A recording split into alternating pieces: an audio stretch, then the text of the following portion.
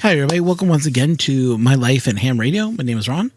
So I want to thank everyone that's been watching. I know I've not been on for the last couple of weeks. It's just been, I'm getting ready for my test is what it is. And the test starts in about 3 weeks. So it's getting tense, but I've been doing studying. I've been doing test runs. And I'm doing not too great, but not too good. Not too great, but not too good.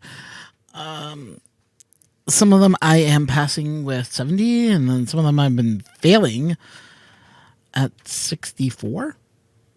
So there's a little bit of gaps in between certain questions. It's just confusing.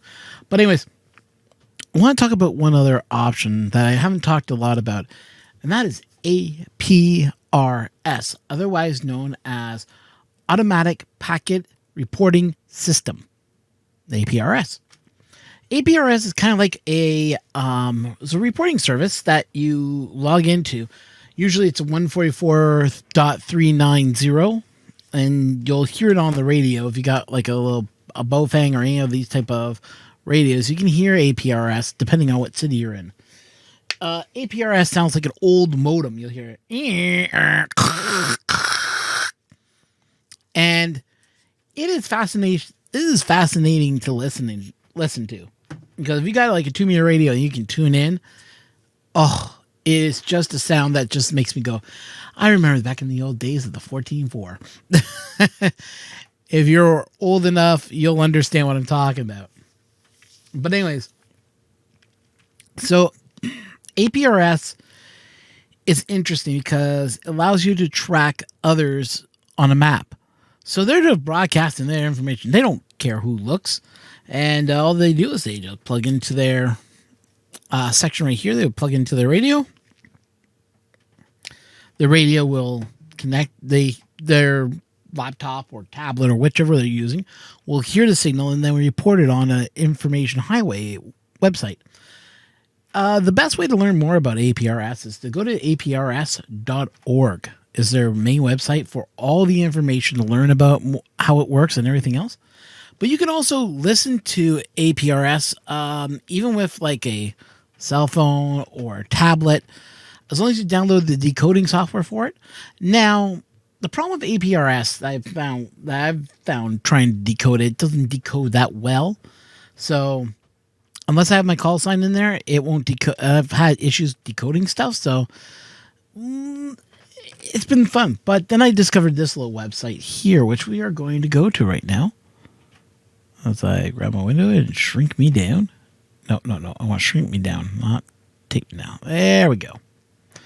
So this is the main APRS website. This tells you everything about packet radio, how it works, location, information. It is amazing when you go through this stuff.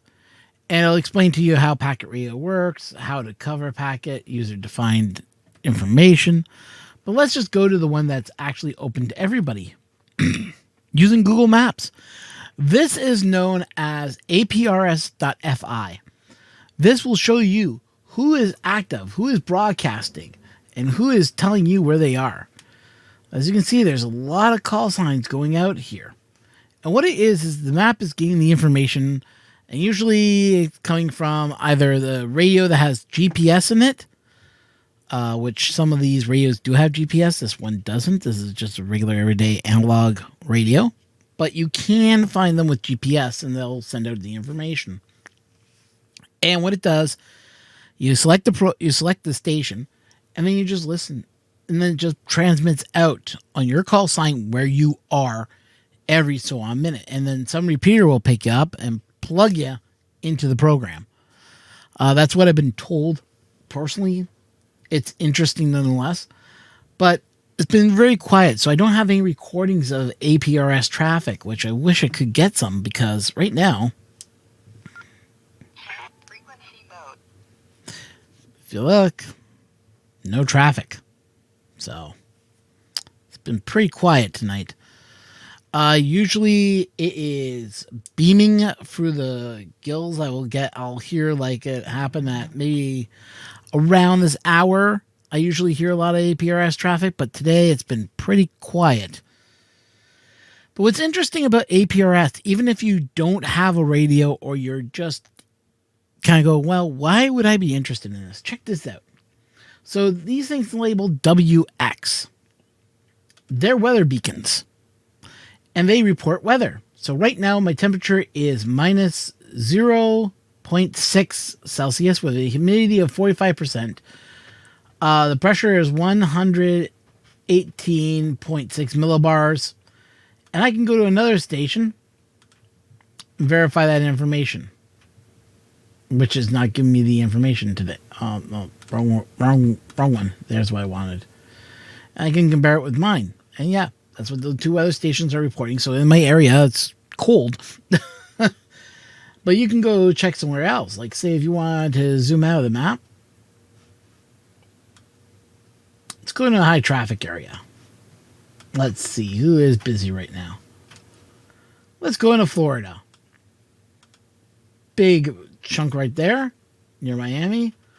Look at all that traffic coming in. So a lot of these are boats. K-Storm.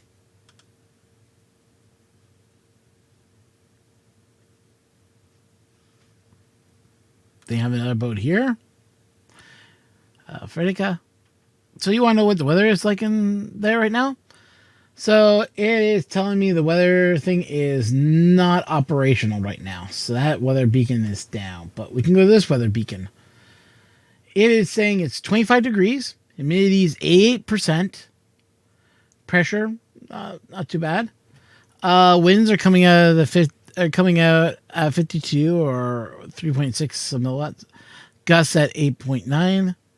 So you can get like a lot of information, even if you're not from that area and you just want to try the weathers, just see what you can find as weather goes. It can be a lot of fun. And if you zoom out far enough, you can see where the traffic is the heaviest. Like right here, there's a lot of traffic going on in the UK right now. A lot of traffic over here. Let's go check. Whoa, a lot of traffic over here too. So you can zoom in on any heavy traffic area. Like say you're curious about Japan. Japan has a lot of traffic going on tonight. Let's see. Yep, there's all the traffic. Lots of boats are reporting their traffic on the same band. So this band tracks like all different types of different traffic and information. Just zoom it out of Japan. Shows you how much traffic there is. Now, remember how we were seeing those bands out here? Like this one right here? Looks like there's a couple of ships out here. Then again, maybe not. It can be funky like that too. It can report some odd information. But yeah, it just gives you an idea what areas are the heaviest. Like, if I go into Toronto, I'll say Toronto, my neck of the woods, is busy right now. So we'll zoom in on Toronto just a little bit more. We're just waiting for the map to reload. Boom. Traffic is building in right now, as you can see. So yeah. And it just gives you an idea what type of traffic you can see. Now, right now, like I was saying, I'm not getting any traffic on the radio, which is kind of upsetting because I wanted you guys to hear a little bit of traffic, but unfortunately, there is no traffic right now in my area. But it just shows you what you can do. Like right here, there's a guy going right now. Let me zoom in on him.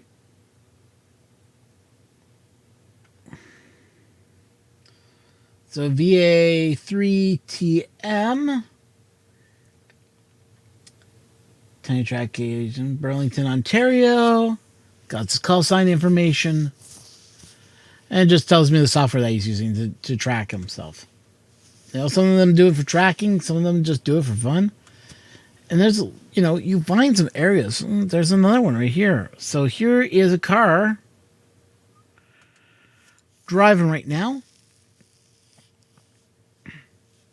He's telling me that he's in service. If I wanted to talk to him, I would have to go to that band 443.050. Mike's in service.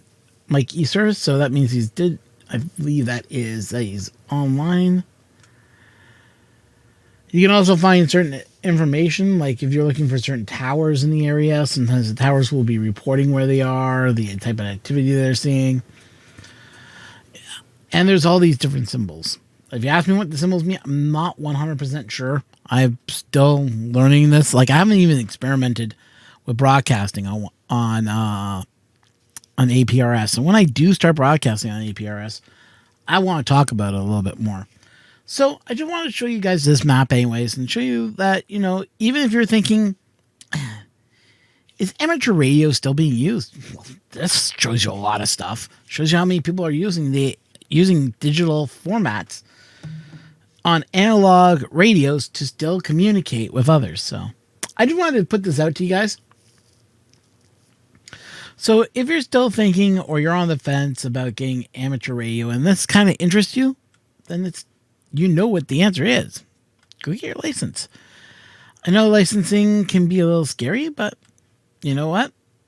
If you feel that I'm giving you something to look at and I've helped you out, maybe pushed you maybe to get your license, let me know. If you're already a licensed ham, I'd like to hear from you guys also. So leave your comments down below.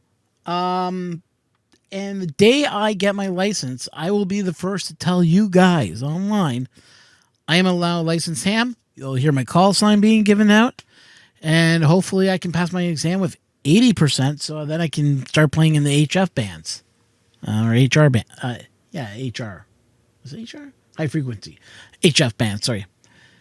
And once I get into HF, you know, sky's the limit, really.